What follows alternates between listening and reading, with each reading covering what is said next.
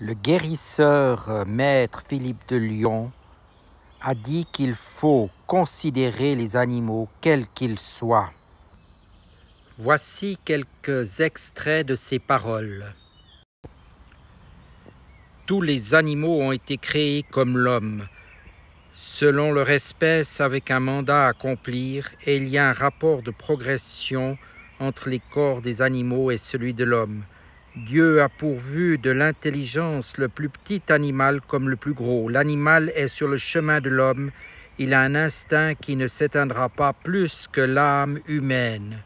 L'homme est la lumière de l'animal est la lumière du végétal, le végétal est la lumière du minéral. Ainsi un homme bon, pacifique aura des animaux doux et obéissants.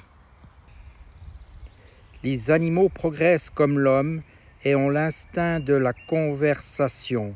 Ils n'ont pas été mis sur terre seulement pour la satisfaction de l'homme.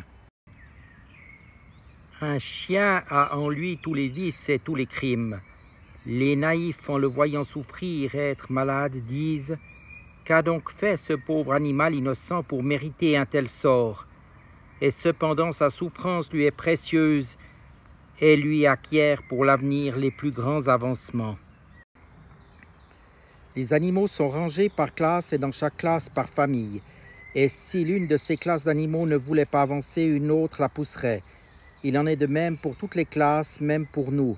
Si une famille voulait s'encrouter, une autre la pousserait car il faut avancer. Dans l'existence des fourmis, le travail est encouragé et récompensé et la paresse punie par des rigueurs pouvant aller jusqu'à l'exclusion de la fourmilière.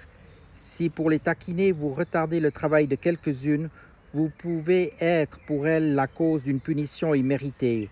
Il se peut alors qu'un être plus puissant que l'homme vous contrarie dans votre travail.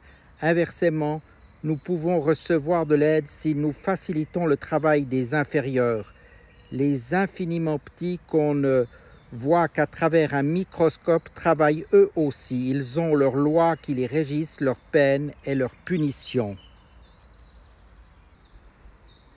Les animaux sont gardés comme les gens par des êtres qui président à leur formation, à leur naissance, qui sont leurs défenseurs et que nous offensons si nous les maltraitons.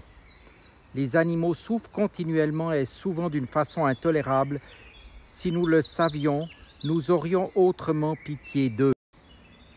Il faut être bon envers les animaux et envers les plantes. Celui qui n'a jamais fait mal à un animal, qui ne détruit ou ne blesse jamais un végétal sans une cause vraiment utile, est protégé à son tour par les animaux ou les végétaux. S'il est sur le penchant d'un précipice et qu'il tombe, il se trouvera tout à coup une racine pour le retenir. Si un animal féroce parcourt la campagne et qu'il le rencontre, l'animal viendra le caresser, on ne le verra pas. Il y a un domaine spécial pour les animaux, mais celui qui les maltraite n'est plus dans ce domaine et ne trouve plus les animaux. Si au contraire vous avez jamais fait de mal à une bête et que vous vous trouviez un jour égaré dans la campagne, vous rencontrerez une araignée ou tout autre animal qui vous montrera le chemin. Si vous maltraitez un animal, il vous arrivera lorsque vous en aurez un, que vous aimerez beaucoup de le voir maltraité sans que vous puissiez venir à son secours. Il en est ainsi pour tout, car il faut apprendre à tout aimer et nous devons tout respecter, car tout a été créé par Dieu. Voilà, telles sont les paroles de Maître Philippe de Lyon, guérisseur en son temps.